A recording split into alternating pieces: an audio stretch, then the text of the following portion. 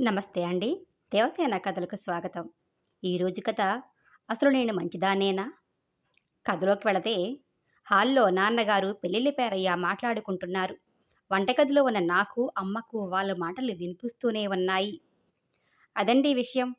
అబ్బాయి రెండో పెళ్లివాడు అన్న మాటే గాని, ఇలాంటి సంబంధం మనలాంటి వాళ్ళకు దొరుకుతుందా చెప్పండి? కట్న కానుకలతో వాళ్ళకి పని లేదు.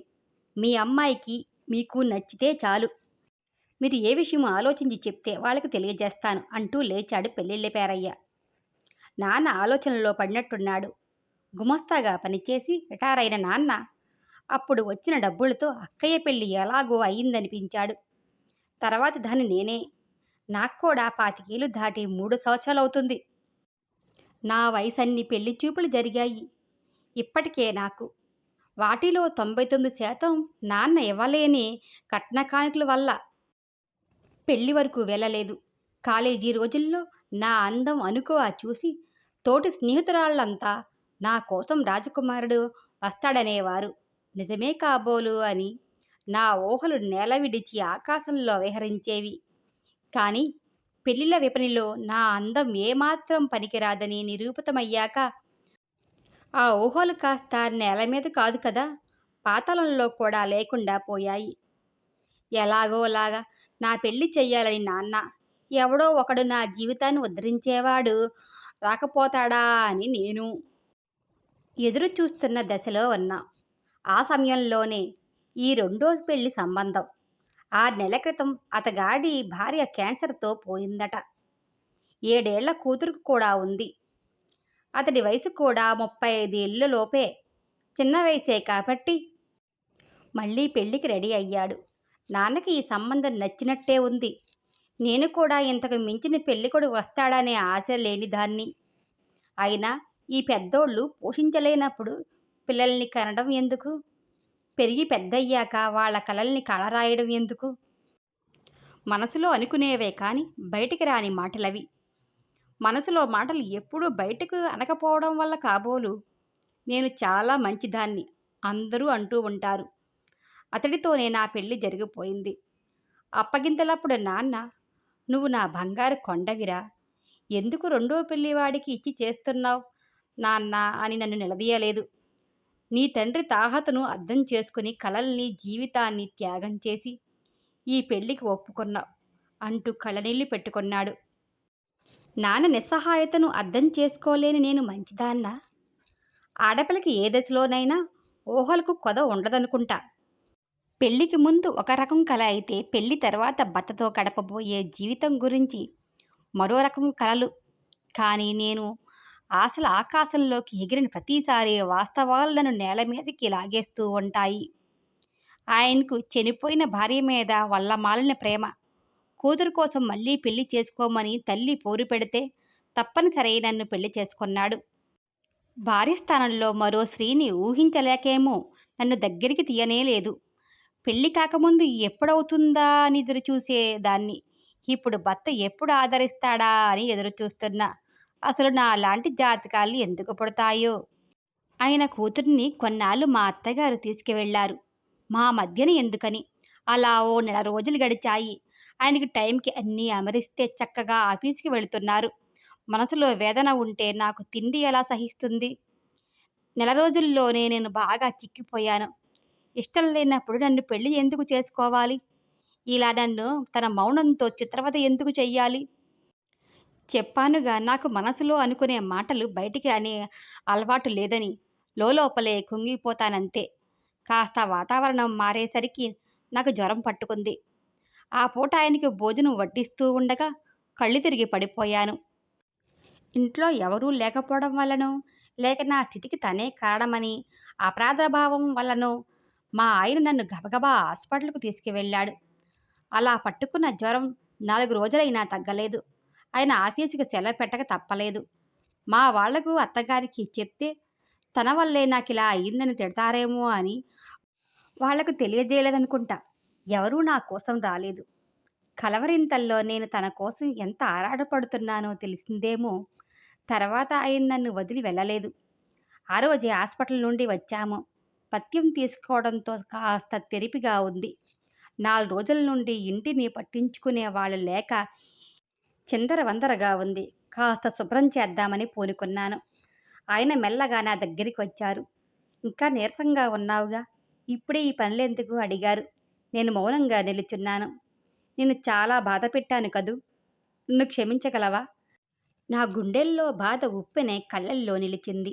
తల వంచుకున్నాను. ఆయనకు కనిపించకుండా. తాను మెల్లగా నా చుబుకాన్ని పట్టి తల పైకెత్తాడు. నా కన్నీటి వాగుకు గండి పడింది. అది చూసి ఆయన చలించిపోయారు. కొన్ని సందర్భాలలో జాలి ప్రేమగా రూపాంతరం చెందుతూ ఉంటుంది.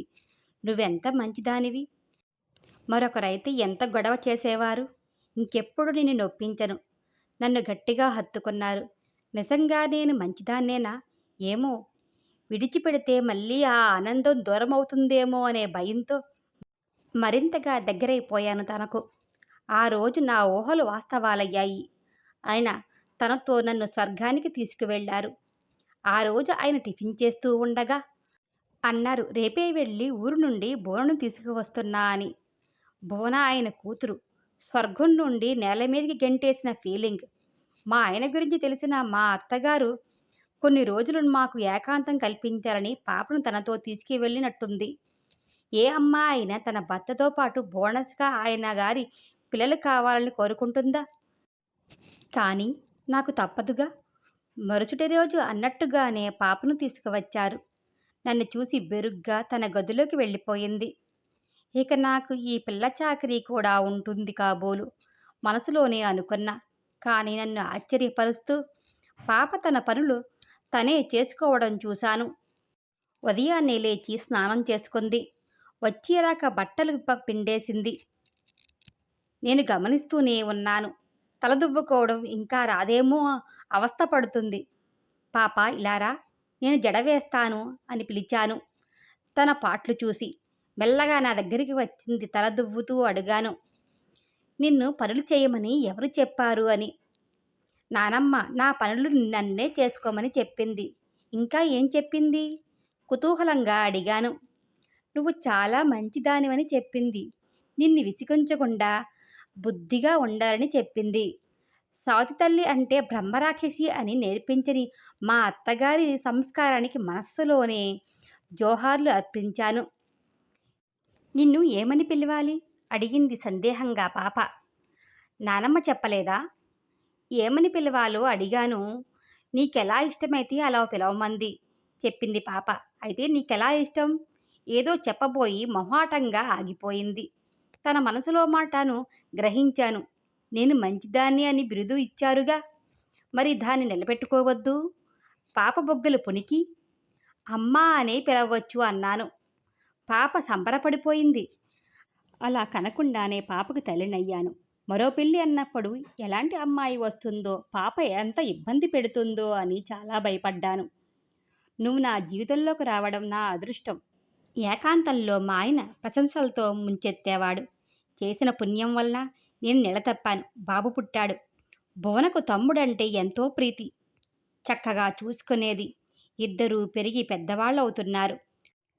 బాబు పుట్టుకతో పిల్లలిద్దరి మీద నా ప్రేమలో తేడా ఉండకూడదని నానా తంటాలు పడేదాన్ని.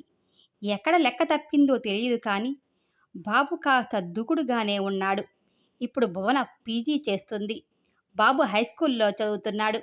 ఒకరోజు బాబు స్కూల్ నుండి వచ్చి విసురుగా బ్యాగ్ గిరాటేశాడు. వాడి చెంప ఎర్రగా కమిలిపోయి ఉంది. ఏమైంది కన్నా? చెంప మీద దెబ్బేంలేంటి? ఎవరు కొట్టారు? కంగారుగా అడిగాను. అక్క నన్ను నా స్నేహితుల ముందే కొట్టింది ఉక్రోషంగా అన్నాడు. కన్నతల్లి మనసు భగ్గుమంది. నా బాబును కొట్టడానికి తనెవరు? ఏమైనా ఉంటే నాకో తండ్రికో చెప్పాలి గాని ఇలా నా బిడ్డని కొడుతుందా? మనసులో కొతకొతలా ఉడికిపోయాను. ఇంటికి రానివ్వు, అక్క పని చెప్తాను అని బాబును బుజ్జగించాను. నేను పెట్టిన తినుబండారాలు తిని వాడు ఆడుకోవడానికి వెళ్ళిపోయాడు. ఓ గంట గడిచాక భువన వచ్చింది. బట్టలు మార్చుకుని ఫ్రెష్ అయ్యి వంటగదిలోకి వచ్చింది. నేను అంతవరకు తనని ఎలా అడగాలా అని ఆలోచిస్తున్నా. అమ్మా, నన్ను క్షమించమ్మా. ఈరోజు బాబుని కొట్టాను. ఆకతాయిలతో చేరి అమ్మాయిలను అల్లరి చేస్తుంటే వద్దని వారించాను. కానీ వాడు వినలేదు. నాకు చెప్పడానికి నువ్వెవరు అని బిరుసుగా మాట్లాడాడు. చివరికి చేసుకోక తప్పలేదు. నువ్వు నన్ను వాడిని ఏనాడు వేరుగా చూడలేదు. నన్ను కన్న తల్లి కంటే ఎక్కువగా చూసుకుంటూ ఉన్నావు. అలాంటి నీ కడుపున పుట్టి వాడు దారి తప్పుతుంటే చూస్తూ ఊరుకోలేకపోయానమ్మా. నన్నెవరో చెల్లుని కొట్టినట్టయింది. నిజమే, భువనకు తమ్ముడంటే ఎంతో ప్రేమ. అలాంటిది చేసుకుందంటే కారణం ఏమై ఉంటుందో అని ఆలోచించలేకపోయాను. ఇంకా నయం, నేను తనని అడగలేదు. నేను మంచిదాన్నా? కానే కాదు. భువనకి పెళ్లి సంబంధాలు వస్తున్నాయి. ఎన్ని చూసినా భువనే తిరిగి కొడుతుంది. కారణం ఏమిటంటే చెప్పడం లేదు. అబ్బాయి అమ్మాయిని మాట్లాడుకోమని పంపితే ఏం అడుగుతుందో తెలియదు, కానీ ఆ సంబంధం కుదరడం లేదు.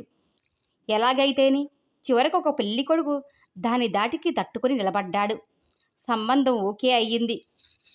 కుతూహలం పట్టలేక అడిగాను, ఇన్నాళ్ళు పెళ్లి కొడుకులను ఏమడిగావే, అందరూ అలా పారిపోయారు అని. ఏం లేదమ్మా, పెళ్ళి అయ్యాక తమ్ముడి కంటే ఎక్కువగా మీ బాధ్యత నేనే తీసుకుంటాను అని చెప్పాను. అది ఇష్టమైతేనే పెళ్లి చేసుకుంటా అన్నాను. నా తల్లి చనిపోయాక ఆమె కంటే బాగా నన్ను చూసుకున్నావు. నిన్ను నేను వదులుకోలేనమ్మా. జీవితాంతం నీకు సేవ చేసినా నీ రుణం నేను తీర్చుకోలేను. అందుకే ఈ షరతుకు ఒప్పుకున్న వాడితోనే నా పెళ్ళి అని నిర్ణయించుకున్నా. వింటున్న నాకు తల తిరిగిపోయింది. ఇంత ప్రేమకు నేను నోచుకున్నానా? అసలు నేను అంత మంచిదాన్నేనా? ఈ సవతి తల్లి భువనా కథ అసలు నేను మంచిదాన్నేనా ఏమో అనే ఈ కథ మీకు నచ్చినట్లయితే లైక్ చేయండి, షేర్ చేయండి. Please subscribe my channel. Thank you.